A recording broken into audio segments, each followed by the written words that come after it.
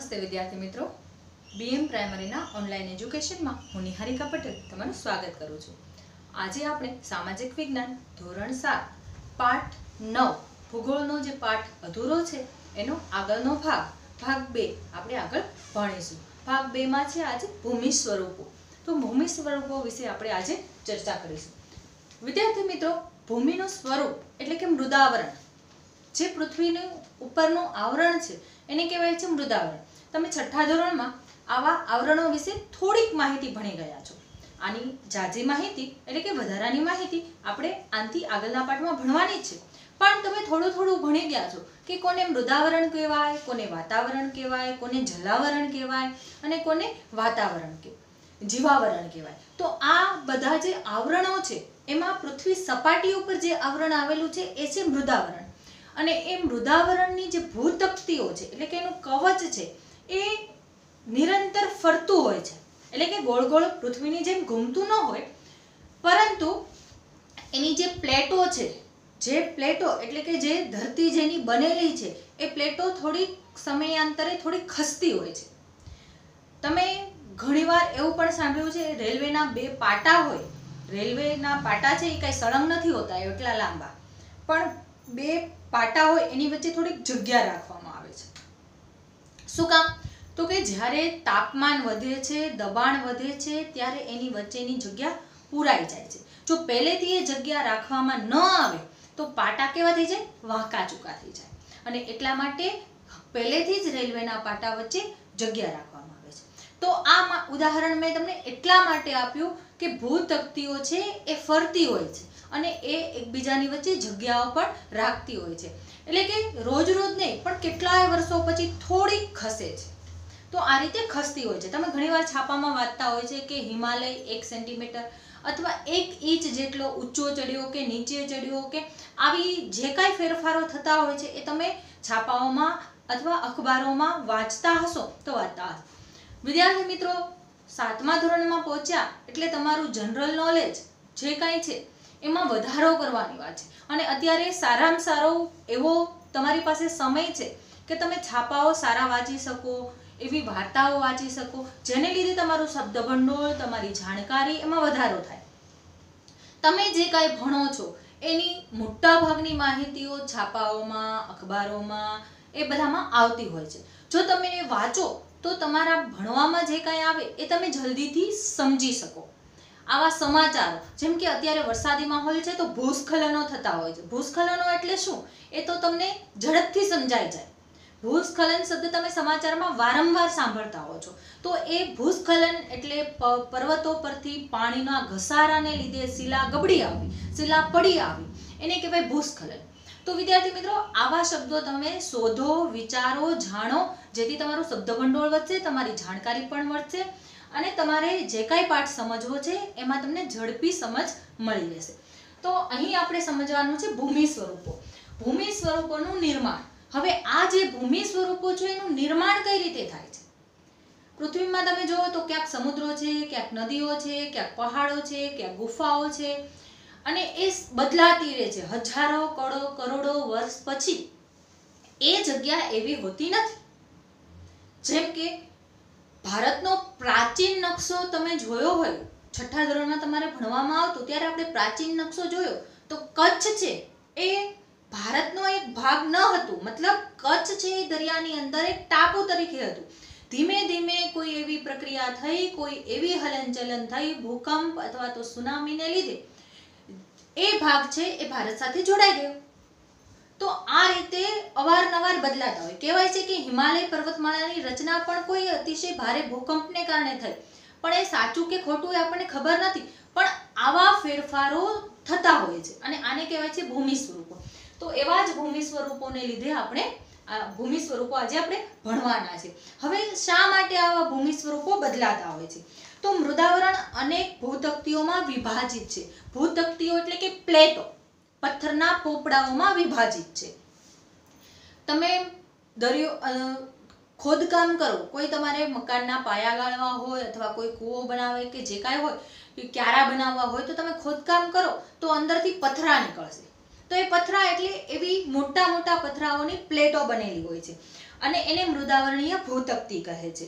તમને જાણીને નવાઈ લાગશે કે આ ભૂતકતીઓ અલગ અલગ દિશામાં ફરતી રહેતી હોય છે, એક જગ્યાએથી બીજી જગ્યાએ, કે વર્ષે ફક્ત થોડા સેન્ટીમીટર જેટલી ખસતી હોય છે.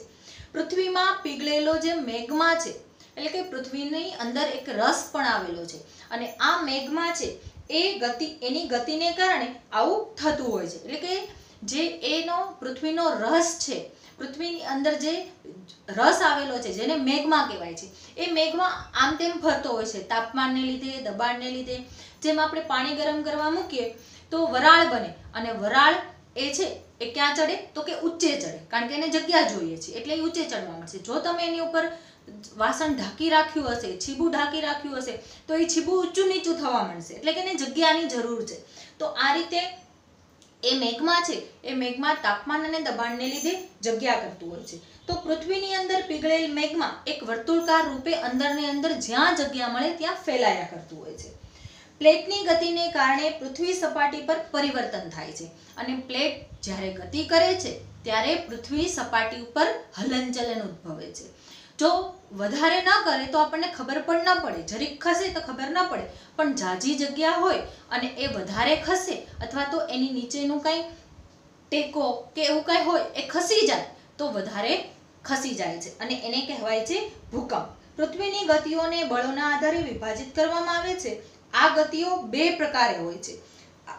આ જે ગતિ હોય છે, આ જે ગતિ કરે છે પૃથ્વીની અંદર મેગ્મા, એ બે રીતે ગતિ કરે છે, અને તે ગતિઓને જે કારણે ગતિ પેદા થાય છે એ બળને પૃથ્વીના આંતરિક ભાગમાં નિર્માણ પામે છે. જે આંતરિક ભાગમાં નિર્માણ પામે છે તેને આંતરિક બળ એટલે કે ઇન્ડોજેનિક ફોર્સ કહેવામાં આવે છે. ફોર્સ એટલે બળ, અને ઇન્ડોજેનિક એટલે આંતરિક, અંદરના ભાગમાં જે ફોર્સ, જે દબાણ ઉત્પન્ન થાય છે એને કહેવાય છે આંતરિક બળ. જે બળ પૃથ્વી સપાટી પર ઉત્પન્ન થાય છે, પૃથ્વી સપાટી પર એટલે કે પૃથ્વી સપાટીની ઉપર જે બળ ઉત્પન્ન થાય છે એને કહેવાય છે બાહ્ય બળ.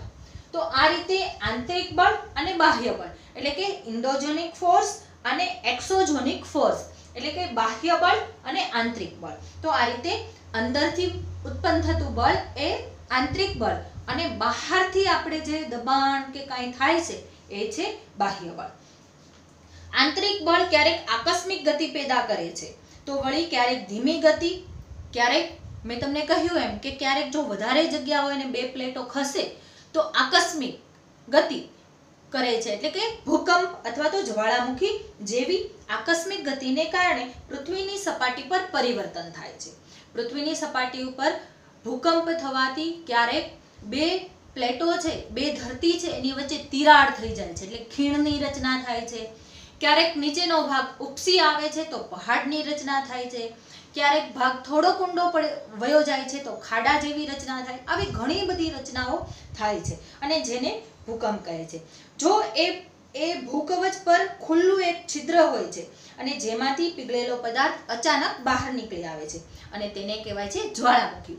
જો એ મેગ્મા છે એ બહાર નીકળી જાય તો એ જ્વાળામુખી તરીકે જ્વાળામુખી ફાટ્યો એવું કહી શકાય. પણ એ અંદર ને અંદર ગતિ કરે છે અને કોઈ જગ્યામાં ઊભો રહી જાય છે તો એ આંતરિક મેગ્મા હોય છે. આમ મૃદાવરણીય ભૂતકતી એટલે કે પ્લેટો છે એની ગતિશીલતાને લીધે પૃથ્વી પર કંપન થાય છે. કંપન એટલે ધ્રુજારી આવે છે, અને આ કંપન તેના કેન્દ્રની ચારે બાજુ કરે છે. જ્યાં ધરતીકંપ આવે છે એની સાથે સાથે એનું આગળનું જે કેન્દ્ર હોય છે, એની ફરતું કેન્દ્ર હોય છે, એમાં પણ કંપન ઉત્પન્ન થાય છે, એમાં પણ ધ્રુજારી આવે છે. જેમ કે તમે નાના પાણીમાં પથ્થરો નાખો તો જ્યાં તમે પથ્થરો નાખ્યો છે ત્યાંથી પણ વમળ ઉત્પન્ન થઈ અને એ દૂર દૂર સુધી ફેલાય છે.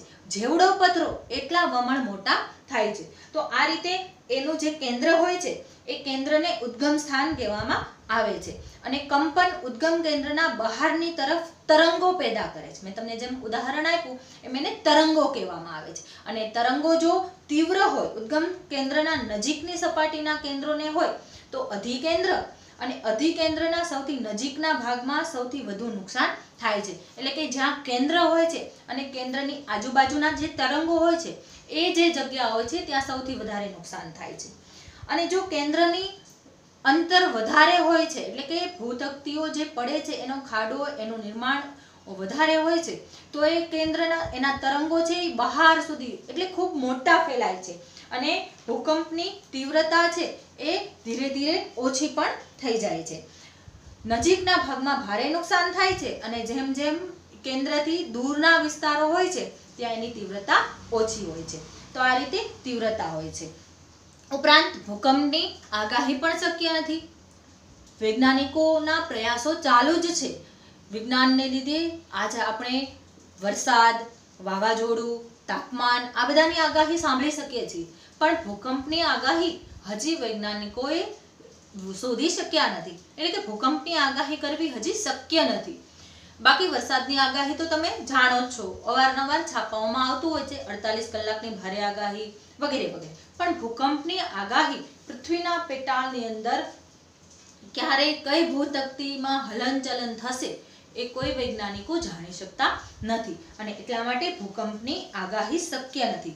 પરંતુ આપણે પહેલેથી સાવચેત હોઈએ, એટલે કે ભૂકંપ આવે તો આપણે કઈ રીતે એનાથી બચી શકીએ એ સાવચેતીના પગલાં હોય. તમે ચોથા ધોરણથી આમ તો આકસ્મિક કારણોથી બચવા માટેના ઉપાયો જાણો છો. વાવાઝોડું હોય, પૂર હોય કે ભૂકંપ હોય, તો આવા આકસ્મિક જે કારણો છે એનેથી બચવા માટે કેવા ઉપાયો શોધવા જોઈએ એ તમે ધીમે જાણો છો. અને જેમ મોટા થશો એમ કારણો પણ મોટા મોટા ગણાવતા જશે.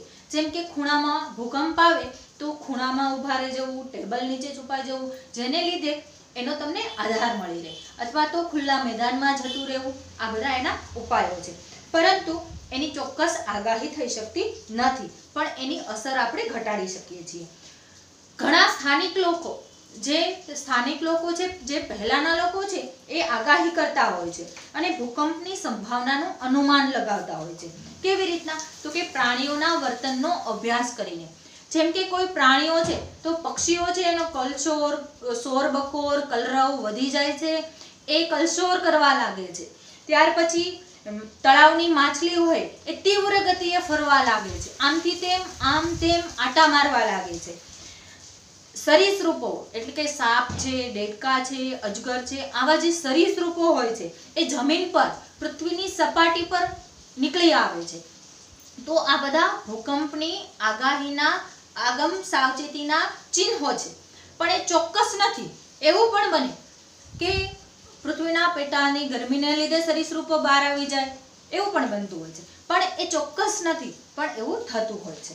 તો આ રીતે પૃથ્વી આ બધા ભૂકંપના સંભાવનાના અનુમાનના સ્થાનિક લોકો કરતા હોય છે.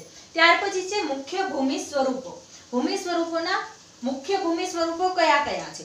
તો ઘસારણને લીધે, ધોવાણ, પરિવહનને લીધે અને નિક્ષેપણ જેવી પ્રક્રિયાને લીધે ભૂમિ સપાટી સતત બદલાતી રહે છે. ઘસારાને લીધે, જેમ કે દરિયાની રેતી છે, માટી છે, સમુદ્રમાં મોજા આવે તો તમે એકવાર કિનારો જોયો હોય એવો ન હોય, ત્યાં ઊંચું થઈ ગયું હોય અથવા તો નીચું થઈ ગયું હોય, તો સતત ઘસારાને લીધે પણ આવી ભૂમિ સપાટીમાં ફેરફારો થતા હોય છે. ધોવાણને લીધે સતત એનું ધોવાણ થતું હોય છે, એને લીધે થતું હોય છે. પરિવહન એટલે વાહનોની સતત આવન જાવનને લીધે પણ રોડને નુકસાન થતું હોય છે, અથવા તો ધરતીને, જમીનને નુકસાન થતું હોય છે.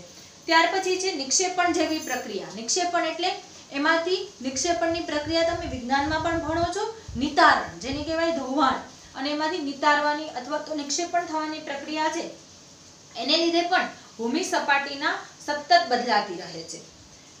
પૃથ્વીની સપાટી પર ખડકો તૂટવાથી ઘસારણની ક્રિયા થાય છે. પૃથ્વી સપાટી ઉપર ખડકો તૂટીને પડી આવે છે. જેમ કે મેં તમને પહેલા પણ કહ્યું એમ કે હિમાલયની જે પર્વતમાળા છે એ મોટાભાગે જળકૃત ખડકોની બનેલી છે, અને મોટાભાગે તમે જો ઉત્તરાખંડ છે, હિમાચલ પ્રદેશ છે, એ બધા ખડકોમાંથી ખડકો તૂટીને પડતા હોય છે, અને એને લીધે ખડકો છે એ તૂટી અને રસ્તા ઉપર આવી જતા હોય છે. તો આ છે ઘસારણની પ્રક્રિયા. તો આને લીધે ઘસારણ થતું હોય છે. આ ઉપરાંત ભૂમિ સપાટી પર જળ, પવન, હિમ વગેરે ઘસારણયુક્ત પદાર્થોને એક સ્થળેથી બીજા સ્થળે લઈ જાય છે. પરિવહન, એને પરિવહન પણ કહે છે. તે પદાર્થોનું અન્યત્ર નિક્ષેપણ કરે છે. નિક્ષેપણ એટલે એક જગ્યાએથી બીજી જગ્યાએ લઈ જવું. હવે જે હિમાલયમાંથી નીકળતી નદીઓ છે એ આ બધા જે તૂટેલા ખડકો છે એ ધીમે ધીમે એને લઈ જઈ અને છેલ્લે જ્યાં લાવે છે ત્યાં આખું મેદાન બનાવે છે. તો આ રીતે નિક્ષેપણની પ્રક્રિયાથી મેદાનો એટલે કે ભૂમિ સ્વરૂપમાં ફેરફાર થતા હોય છે. ઘસારણથી નિક્ષેપણ સુધીની આ પ્રક્રિયા પૃથ્વી સપાટી પર વિભિન્ન ભૂમિ સ્વરૂપોનું નિર્માણ કરે છે. તો આ રીતે ભૂમિ સ્વરૂપોનું નિર્માણ કરવામાં મુખ્ય ભાગ ભજવતા હોય તેવામાં છે નદીનું કાર્ય. નદી મુખ્ય ભાગ ભજવે છે. સમુદ્રના મોજા, હિમ નદીનું કાર્ય અને પવનનું કાર્ય. તો આ બધાને લીધે ભૂમિ સ્વરૂપોનું નિર્માણ થાય છે. તો સૌપ્રથમ આપણે જોઈએ નદીનું કાર્ય. તો નદી છે, નદીનું કાર્ય. તો નદી છે એ સપાટ માર્ગ ઉપર વહેતી હોય છે. નદીના પાણીને લીધે જમીનનું ઘસારણ થાય છે, ધોવાણ થાય છે. નદી છે એ નક્કર ખડકો પરથી ક્યારેક વહેતી હોય છે, ક્યારેક સીધા ઢોળાવા ઉપરથી વહેતી હોય છે, ક્યારેક નીચાણવાળી જમીનમાં એટલે કે ખીણમાં વહેતી હોય છે. તેને જળ પ્રતાપ એટલે કે જળધોધ પણ કહે છે. વિદ્યાર્થી મિત્રો, નદી ઘણીવાર સીધા ઢોળાવા પર વહે અને પછી ઊંચાઈથી પડતી હોય છે અને પછી પાછી વહેતી હોય છે. નર્મદા નદીમાં પણ આવી જળધોધ થાય એવી રચના હોય છે. તમે સાપુતારા કે એ બાજુ ગયા હોય તો ત્યાં ગીરા ધોધ આવેલા છે. એટલે કે એ ત્યાં જે નદી વહે છે એના માર્ગમાં આવતા ઊંચા પથ્થરો અને પથ્થરોથી પાછી પછડાતી હોય છે. તો ચોમાસામાં એ જળધોધ રચે છે, જેને જળ પ્રતાપ અથવા તો જળધોધ કહેવામાં આવે છે. સીધા ઢોળાવા વાળામાં ઘણીવાર નદી ખીણમાં એટલે કે ખૂબ નીચાણવાળા વિસ્તારોમાં વહેતી હોય છે. તો આને ખીણ પણ કહે છે. જ્યારે નદી મેદાની ક્ષેત્રોમાં પ્રવેશે છે તો તેના વળાંકવાળા માર્ગ પર વહેવા લાગે છે. વળાંકવાળા ક્યાંક સપાટ રીતે વહેતી હોય છે, પછી જ્યારે મેદાની પ્રદેશમાં વહે છે તો એ પોતાના કુદરતી સ્વરૂપે એટલે કે વળાંકવાળા માર્ગે વહેતી હોય છે. આપણે દેખાડી હોય તો પણ આપણે આમ વળાંક એવું દર્શાવતા હોય છે. તો એ રીતે વહેવા લાગે છે. નદીના મોટા વળાંકારોને સર્પાકાર વહન માર્ગ કહે છે. એટલે કે સર્પના આકારમાં નદી વહેતી હોય છે અને એનો એ જે વહન માર્ગ છે એ કહેવાય છે સર્પાકાર વહન માર્ગ. વિદ્યાર્થી મિત્રો, તમને તમારા પાઠ્યપુસ્તકની અંદર ચિત્ર આપેલું છે. તો એ ચિત્રની અંદર જ પહેલો વહન માર્ગ આપ્યો છે સર્પાકાર વહન માર્ગ. અહીં પહેલો આપ્યો છે. તો સામાન્ય રીતે નદી એ રીતે વહેતી હોય છે. પછી ધીમે ધીમે એ સતત વહેતી હોય છે અને એમાં નિક્ષેપણ અને ઘસારણની પ્રક્રિયા શરૂ થાય છે. નિક્ષેપણ અને ઘસારણને લીધે બંને કાંઠાઓ છે એ થોડાક ઊંચા રહે છે અને વચ્ચેની જગ્યા હોય છે એ ઊંડી થઈ જાય છે. એટલે કે વી આકારનું ધોવાણ થાય છે. એક્સ ઉપર ધોવાણ થાય છે અને વાય ઉપર નિક્ષેપણ થાય છે અને સર્પાકાર વળાંકો સમય જતાં ખૂબ જ નજીક આવી જાય છે અને આ રીતે વર્તુળાકાર એટલે કે ઘોડાની નાળ જેવો આકાર ધારણ કરે છે. તો આ રીતે ઘોડાની નાળ જેવા આકારમાં નદી વહેવા લાગે છે. ત્યાર પછી એમાં પણ જ્યારે આ અવસ્થામાં નદી પહોંચે છે, આ વર્ષોની પ્રક્રિયા થાય છે. વિદ્યાર્થી મિત્રો, આ વર્ષે નદીમાં પૂર આવ્યું એ રીતે નહીં, પણ ઘણા વર્ષો પછી એવું થતું હોય છે કે સર્પાકાર વહેતી હોય છે, પછી એ સર્પાકારમાંથી થોડોક ઊંડાણવાળો ભાગ થાય છે, ત્યાર પછી એ ઘોડાની નાળ આકારનો રૂપ ધારણ કરે છે અને પછી ધીમે ધીમે ઘોડાની નાળ આકારવાળો જે ભાગ છે એ પૂર અથવા તો અતિશય એમાં પાણીના ઘસારાને લીધે એ જે નાળ આકાર છે એ નદીથી છૂટો પડી જાય છે. એટલે કે એ છૂટો પડી જાય છે અને વળી પાછી નદી છે એ પોતાના સર્પાકાર માર્ગમાં આવી જાય છે. તો જે નાળવાળો ભાગ છે એ નીચે રહી જાય છે અને ત્યાં નળાકાર સરોવરની રચના થાય છે. તો આ રીતે ઘસારણની પ્રક્રિયાને લીધે પૂરના મેદાનો બને છે અને સર્પાકાર જે નદીના છોડેલા નળાકાર ભાગમાં પાણી રહી જાય છે અને જેને નળાકાર સરોવર કહે છે. ક્યારેક નદી પોતાના કિનારાથી બહાર આવીને વહેવા લાગે છે, પરિણામે નજીકના વિસ્તારોમાં કાપ અન્ય પદાર્થોનું નિક્ષેપણ કરે છે એટલે કે નિતારણ કરે છે, છોડી દે છે. તેને પૂરના મેદાનો કહે છે. તેનાથી સમતલ ફળદ્રુપ પૂરના મેદાનો નિર્માણ થાય છે. જ્યારે નદીના બંને કિનારે મોટા પ્રમાણમાં કાપના માટીના નિક્ષેપણથી લાંબા અને ઓછી ઊંચાઈના અનેક ઢગ ખડકાય છે. એટલે કે ઓછી ઊંચાઈના જ્યાં વાવેતર થઈ શકે, જ્યાં વૃક્ષો વાવે એવા ઓછી ઊંચાઈના ઢગ ખડકાય છે, રચાય છે, તેને કુદરતી તટબંધીય વિસ્તાર કહેવામાં આવે છે। વિદ્યાર્થી મિત્રો, નીચે તમારા પાઠ્યપુસ્તકમાં એનું પણ ચિત્ર આપ્યું છે। પૂરના મેદાનો અને તટબંધનું ચિત્ર પણ તમને આપ્યું છે। ત્યાર પછી સમુદ્ર સુધી પહોંચતા એ નદીનો પ્રવાહ છે એ ધીમો થઈ જાય છે। વિદ્યાર્થી મિત્રો, હિમાલયમાંથી નીકળતી ગંગા અને યમુના નદી એ અનેક ફાટાઓમાં વહેંચાય છે। પહેલા તો હિમાલયના જે ગંગોત્રીમાંથી અને યમનોત્રીમાંથી ગંગા અને યમુના નીકળે છે। પછી છેક પશ્ચિમ બંગાળના જે મહાસાગર છે, બંગાળની ખાડી છે, એમાં એ નર્મદા નદી ભળે છે।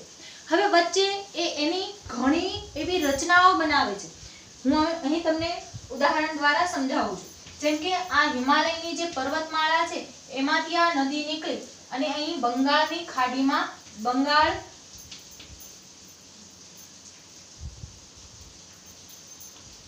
બંગાળની ખાડીમાં ભળી। એ ખાડીમાં ભળતા પહેલા એના અનેક આવી શાખાઓમાં વહેંચાય છે, આવી શાખાઓ બને છે। અને જે આ સમુદ્ર પાસે જે આવી ત્રિકોણ શાખાઓ બનાવે છે એને કહેવાય છે મુખ ત્રિકોણ પ્રદેશ। તો વિદ્યાર્થી મિત્રો, નર્મદા નદીએ પણ બંગાળ પાસે સરસ મજાનો આવો મુખ ત્રિકોણ પ્રદેશ બનાવેલો છે, જે ફળદ્રુપ પણ છે। આ ઉપરાંત ઉત્તર ભારત અહીં આવેલું છે અને બિહાર અહીં આવેલું છે। તો બિહારનું જે નદીઓના કાપથી બનેલું મેદાન છે એ પણ અતિશય ફળદ્રુપ છે અને બિહારનું પણ અતિશય ફળદ્રુપ છે, જેની ગણતરી વિશ્વના નદીઓના બનાવેલા કાપના ફળદ્રુપ મેદાનોમાં થાય છે। તો આ નદીઓના કાપથી બનેલા પેલા ફળદ્રુપ મેદાનો અને પછી મુખ ત્રિકોણ પ્રદેશ છે, એટલે કે આવો ત્રિકોણ પ્રદેશ બનાવેલો હોય છે નદીઓએ પોતાના સમુદ્રના મુખ પાસે, તો એને કહેવાય છે મુખ ત્રિકોણ પ્રદેશ। તો આવી રીતના મુખ ત્રિકોણ પ્રદેશની રચના કરતી હોય છે। હવે આ બધું અહીંથી હિમાલયની પર્વતમાળાઓના જે પથ્થરો છે એને ઘસાઈને, એને ઘસડીને, એને રેતીમાં સ્વરૂપ, એને માટીમાં સ્વરૂપનું રૂપાંતર કરી અને લાવે છે અને એટલા માટે અહીં ફળદ્રુપ મેદાનોની રચના થાય છે। તો આ રીતે મુખ ત્રિકોણ પ્રદેશ, જેને ડેલ્ટા પણ કહેવામાં આવે છે, એ આવું મુખ ત્રિકોણ પ્રદેશ એ ગંગાનું છે અને ગંગાના મુખ ત્રિકોણ પ્રદેશમાં સુંદરવનનું આખું જંગલ છે, જ્યાં બંગાળના કિનારે આવેલું છે અને રોયલ બેંગોલ ટાઈગર પણ ત્યાં જોવા મળે છે। સુંદરવનના જંગલોમાં અનેક વૃક્ષો પણ જોવા મળે છે, જેમાં સુંદરીના વૃક્ષો પણ જોવા મળે છે। તો આ જે સુંદરવનના જંગલોનું જે મુખ ત્રિકોણ પ્રદેશ છે એ પણ દુનિયાના એવા મુખ ત્રિકોણ પ્રદેશમાં એની ગણના થાય છે, જેને ડેલ્ટા કહેવામાં આવે છે। તો આ હતી નદીની રચના। ત્યાર પછી આપણે જોઈએ સમુદ્રના મોજાનું કાર્ય। બીજું કાર્ય છે સમુદ્રના મોજાનું કાર્ય। વિદ્યાર્થી મિત્રો, તમે સમુદ્રના મોજા આવતા જોયા હશે। તો સમુદ્રના મોજા છે એ એકસરખી ગતિએ નથી આવતા, ક્યારેક ધીમા, ક્યારેક વધારે એવું થતું હોય છે। તો એ જેને ભરતી અને ઓટ કહેવામાં આવે છે। સમુદ્રના મોજાના ઘસારણ અને નિક્ષેપણ કિનારાના ભૂમિ સ્વરૂપો પણ બનાવે છે। સમુદ્રના મોજા સતત ખડકો સાથે ટકરાય છે। જો સમુદ્રના કિનારે ખડકો હોય તો એ મોજા સતત ખડકો સાથે ટકરાતા રહેતા હોય છે, જેનાથી એ ખડકો હોય છે એમાંથી તિરાડ બને છે। એ ખડકોને અથડાયા કરે, સતત અથડાયા કરે અને એને લીધે જો એ ખડકો મોટા હોય તો એમાં તિરાડ પડે છે। તિરાડ ધીમે ધીમે મોટી થતી જાય છે અને એમાં ગુફાનું નિર્માણ થાય છે। બે તિરાડ છે એમાંથી દિવાલો ધસતી જાય છે, પાણીનો પ્રવાહ અંદર, જ્યારે મોટા મોજા ઉછળે ત્યારે તિરાડો મોટી થતી જાય છે અને આવી રીતના ગુફાનું નિર્માણ થાય છે। ધીમે ધીમે એ ગુફા જે હોય છે એ ગુફાની નીચેની દિવાલ હોય છે એને પણ સમુદ્રના મોજા ઘસી નાખે છે અને માત્ર ઉપર જે છાજલી હોય એ જ રહે છે, જેને સમુદ્રી ગુફા પછી જે માત્ર છત રહે છે તેને મહેરાબ અથવા તટીય વિસ્તાર કહેવામાં આવે છે। ત્યાર પછી સતત ઘસારાને લીધે જે માત્ર દિવાલો જ રહે છે અને દિવાલો જે રહે છે અને છતે નીકળી જાય છે, જે દિવાલો હોય છે એ ભૂમિ સ્વરૂપને સ્ટેક કહેવામાં આવે છે। તો સમુદ્ર જળથી ઉપર લગભગ ઉર્ધ્વ થયેલા ઊંચા ખડક કિનારાઓને સમુદ્ર કમાન કહે છે। ઉર્ધ્વ એટલે ઊંચાઈએ આવેલા જે કિનારાઓ હોય છે એને સમુદ્ર કમાન કહેવામાં આવે છે। સમુદ્રી મોજાઓ કિનારા પર નિક્ષેપણ જમા કરી સમુદ્ર પુલિન એટલે કે સમુદ્ર રેતી જે હોય છે એનું નિર્માણ કરે છે। તમે જુઓ કે ઘણી જગ્યાએ એકલા બાવળ કે ઘણી એવી વનસ્પતિઓ ઉગી હોય છે જે સમુદ્રના મોજાની કાંપ, માટી, રેતી એ ઘસડાઈને બને છે। વિદ્યાર્થી મિત્રો, ભરતી અને ઓટ આવે છે ત્યારે દરેક વખતે કાદવ કીચડ હોય એવું જરૂરી નથી। ભરતી અને ઓટ એક સરખા પણ આવતા નથી। અમાસ અને પૂનમના દિવસે ભરતીઓ અને ઓટ વધારે આવે છે અને બાકી ભરતીઓ અને ઓટ ઓછા આવે છે। એનું કારણ છે પૃથ્વી અને ચંદ્ર વચ્ચેનું ગુરુત્વાકર્ષણ બળ। તો આ ગુરુત્વાકર્ષણ બળને લીધે સમુદ્રમાં 24 કલાકમાં 2 વાર ભરતી અને ઓટ આવે છે અને એની ગુરુત્વાકર્ષણ એટલે કે ચંદ્રની જે કળા છે એ પ્રમાણે આવે છે। તો અમાસના દિવસે ચંદ્ર બિલકુલ નથી દેખાતો અને ચંદ્ર અને પૃથ્વી વચ્ચેનું અંતર હોય એ વધારે હોય છે એને લીધે, અને પૂનમના દિવસે પણ વધારે। તો આ રીતે ઘણીવાર તમે જો કે સુનામી છે, આ બધું છે ત્યારે વધારે મોજાઓ ઉછળતા હોય છે અને સુનામી આવવાની પણ સંભાવના હોય છે। તો એનું ચંદ્ર અને પૃથ્વીનું ગુરુત્વાકર્ષણ બળ વધારે હોવાથી આ બધું સર્જાતું હોય છે અને આવા મોજાઓને લીધે આ બધી પ્રક્રિયા વર્ષોને અંતે થાય છે। હજી પણ બરાબર યાદ રાખજો કે એક વર્ષમાં આ બધી પ્રક્રિયા નથી થઈ જતી કે ગુફા બની ગઈ, પછી ખંડ બની ગયો, છાજલી બની ગઈ। હા, તમે ઝાંઝમેરના દરિયા કિનારે કે એવા કોઈ વિસ્તારમાં જાઓ તો તમને ઘણીવાર એવું થાય કે અમે ગયા વર્ષે આવ્યા હતા ત્યારે તો અહીંયા એ પથ્થર હતો, આવો હતો, અત્યારે આવો થઈ ગયો। તો એનું કારણ છે મોજાઓના ઘસારા। સતત મોજાઓ એની સાથે અથડાતા રહે છે અને એ પથ્થરોનું ધોવાણ કરતું હોય છે। તો આ રીતે મોજાઓના અથડાવાને કારણે સમુદ્રમાં પણ નિક્ષેપણ થાય છે, ઘસારણ થાય છે અને સમુદ્ર પુલિનનું નિર્માણ થાય છે। ત્યાર પછી છે હિમ નદીનું કાર્ય। હવે હિમ નદી એટલે કેવી નદી? તો કે જે નદીમાં સતત બરફ જમા થતો હોય, એટલે કે હિમથી ઢકાયેલી રહેતી હોય। આવી નદીઓ જ્યારે બરફ પીગાળે છે ત્યારે ગોળાકાર સ્વરૂપમાં એટલે ગોળાશ્મી સ્વરૂપમાં એ પીગળે છે અને એની સાથે અનેક માટીઓના કણો અને બધું લેતી આવે છે, ઘસડતી આવે છે અને આ રીતે સમુદ્રોનું, સરોવરોનું એવું બધું નિર્માણ થતું હોય છે। ચલો તો જોઈએ હિમ નદીનું કાર્ય। હિમનદી હિમાચ્છાદિત પર્વતીય ક્ષેત્રોમાં બરફની નદીઓ બને છે, એટલે કે જ્યાં વધારે ઊંચાઈએ આવેલા સ્થળો હોય છે ત્યાં આવી હિમનદીઓ હોય છે। હિમનદીઓની નીચેના નક્કર ખડકો ગોળાશ્મી માટી અને પથ્થરોનું ઘસારણ કરે છે। હવે જે હિમ બન્યો છે એની નીચેના જે પથ્થરો છે એ તો નક્કર ખડકોના બનેલા છે, પણ જ્યારે એ પીગળે છે ત્યારે એની સાથે સાથે ખડકોની માટી, રેતી, કણો બધું ઘસડાઈને લેતી આવે છે અને વિશિષ્ટ ગોળાશ્મી ભૂમિ દ્રશ્યનું નિર્માણ કરે છે। હિમનદી ઘસારણ દ્વારા યુ આકારની ખીણનું નિર્માણ કરે છે। યુ પ્રકારની એટલે કે યુ આકાર જેવી ખીણનું નિર્માણ કરે છે। હિમનદી પીગળતા પર્વતીય ક્ષેત્રોમાં કોતરોમાં પાણી ભરાઈ જાય છે, જ્યાં હિમનદીનું સતત પાણીનો પ્રવાહ ધીમે ધીમે, તમે જો તમારા ફ્રીઝરમાં પણ બરફ જામી ગયો હોય ને તો એક સાથે નથી પીગળતો, ધીમે ધીમે ટીપા સ્વરૂપે પીગળે અને એનો વહનનો માર્ગ બનાવે છે અને જે માર્ગ બનાવે છે એમાં ધીમે ધીમે કોતર થઈ જાય છે। કોતર એટલે એ જગ્યા થઈ જાય છે। તો આ રીતે જે હિમનદીઓ હોય છે એમાં પણ ધીમે ધીમે કોતર થવા લાગે છે અને કોતરોમાં પછી ધીમે ધીમે પાણી ભરાવા લાગે છે અને આ પાણી ભરાય છે એટલે કુદરતી સરોવરોની રચના થાય છે। તો જમ્મુ કાશ્મીરમાં ડલ અને વુલર સરોવર આના ઉત્તમ ઉદાહરણો છે, તો જેને ટાન પણ કહેવામાં આવે છે। હિમનદી દ્વારા લાવવામાં આવેલ પદાર્થો જેવા કે નાના નાના ખડકો, રેતી, કાંકરા આ બધું નિક્ષેપિત થઈ અને પ્રવાહ વચ્ચે ટેકરીરૂપ ડ્રમલિંગ ભૂમિ સ્વરૂપની રચના થાય છે, જેને ડ્રમલિંગ કહેવામાં આવે છે। એટલે આપણને એવું થાય કે આ આટલા બધા પહાડોની વચ્ચે આ સમુદ્ર કેમ બન્યો હશે? તો એવી ઘસારાની પ્રક્રિયાને લીધે આવા સરોવરોની રચના થતી હોય છે। તો આ દલ, વુલર આ બધા સરોવરની રચના હિમનદીના નિક્ષેપણ અને ઘસારણની પ્રક્રિયાને લીધે થયા છે। તો આ રીતે હિમનદીનું કાર્ય પણ આપણે જોયું। ત્યાર પછી છે પવનનું કાર્ય।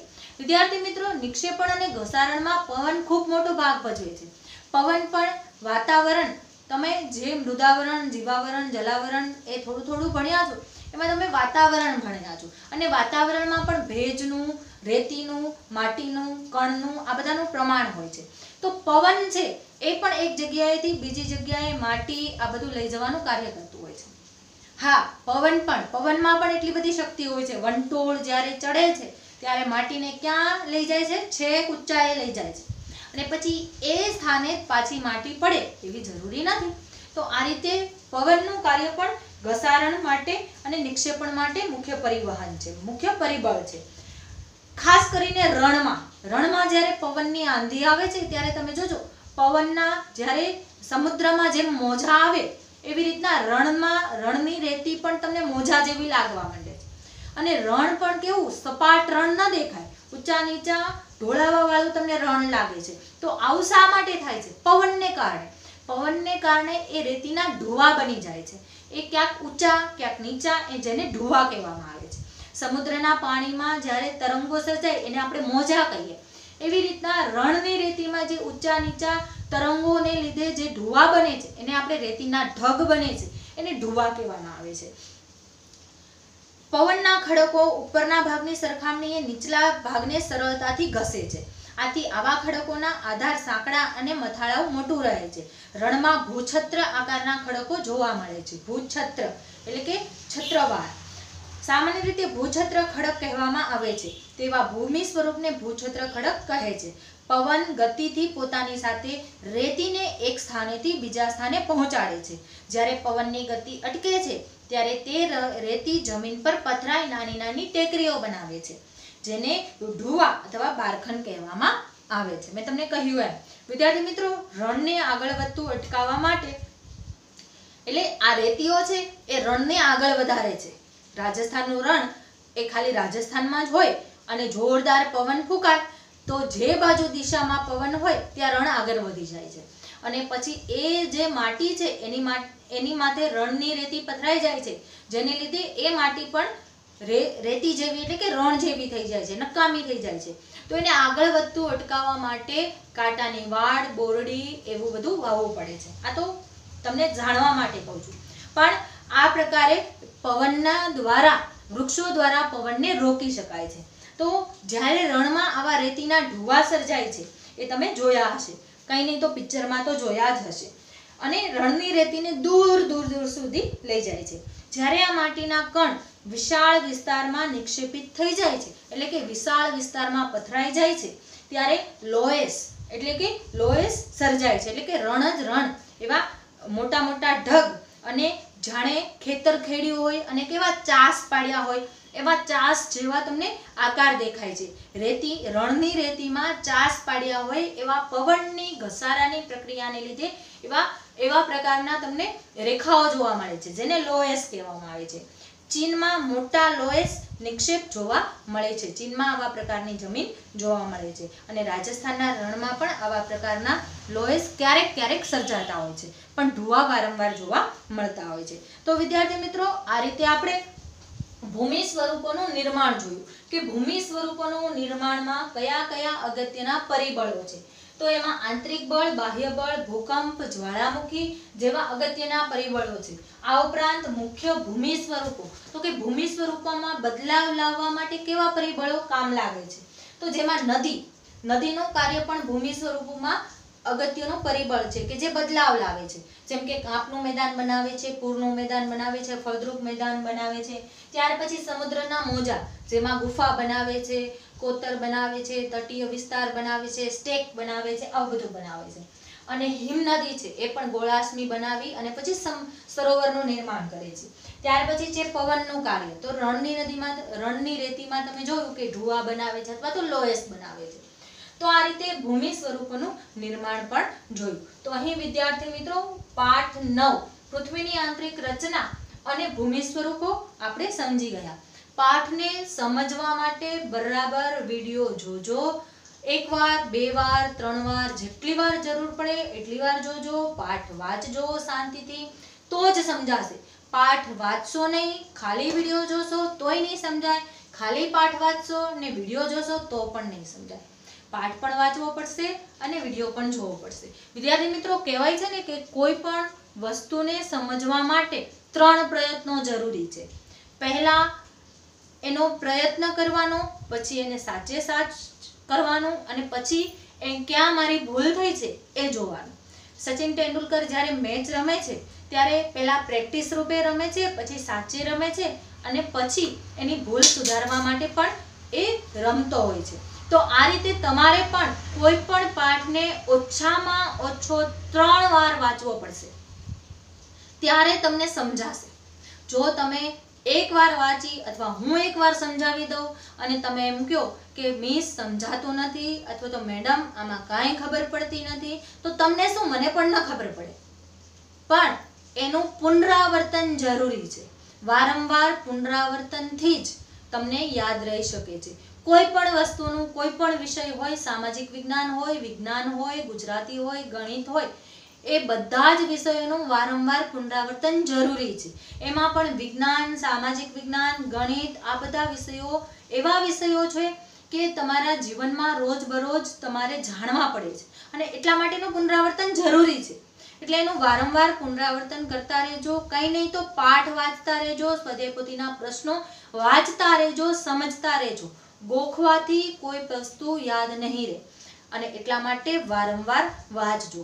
કોર્સની અંદર આ પાઠ પૂછાવાનો છે, વાંચજો, બરાબર યાદ રાખજો અને ધ્યાનથી સમજજો.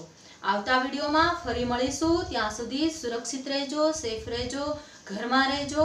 આવજો.